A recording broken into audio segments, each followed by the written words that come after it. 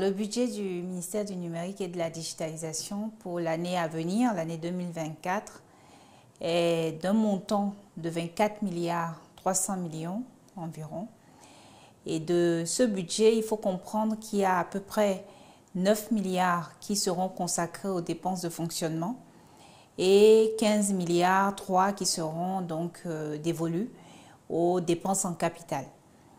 Comme c'est un ministère qui gère à la fois le secteur des médias et le secteur du numérique et de la digitalisation, il faut voir que nous aurons des projets relatifs au secteur numérique et digitalisation d'un montant à peu près de 12 milliards.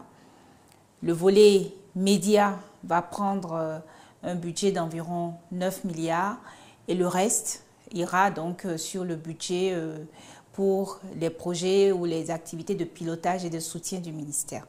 Donc voilà en gros comment l'année 2024 va se profiler pour le ministère du Numérique et de la Digitalisation.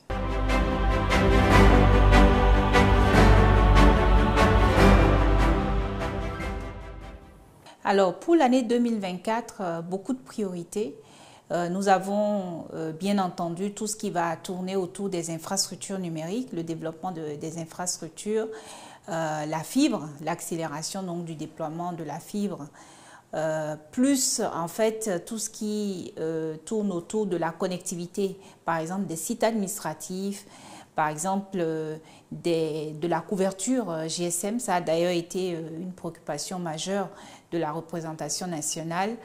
Et puis sur ce volet infrastructure, il faut rajouter le volet dématérialisation, digitalisation de l'administration publique, l'administration intelligente, qui va continuer à s'accélérer. Donc on aura encore plus de e-services, on aura encore plus de plateformes qui vont venir digitaliser les transactions et les processus administratifs, auxquels nous allons justement annexer ou additionner tous les usages liés à l'intelligence artificielle pour renforcer donc le service aux citoyens.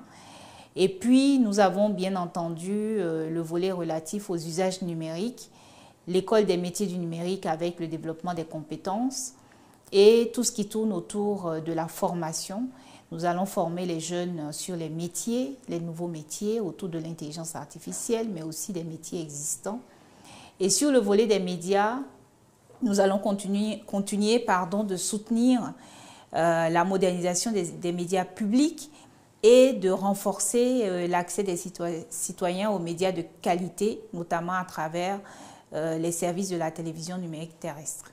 Donc beaucoup de projets qui vont venir pour 2024.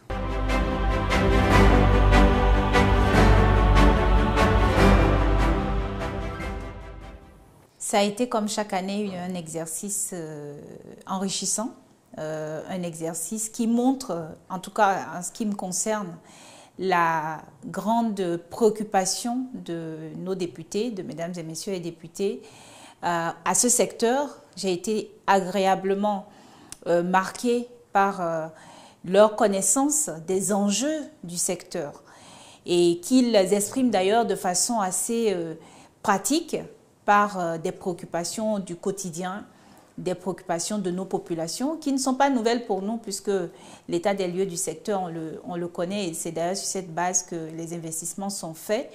Mais j'ai été positivement marquée par le fait que les honorables députés s'en préoccupent, en font d'ailleurs un élément de plaidoyer.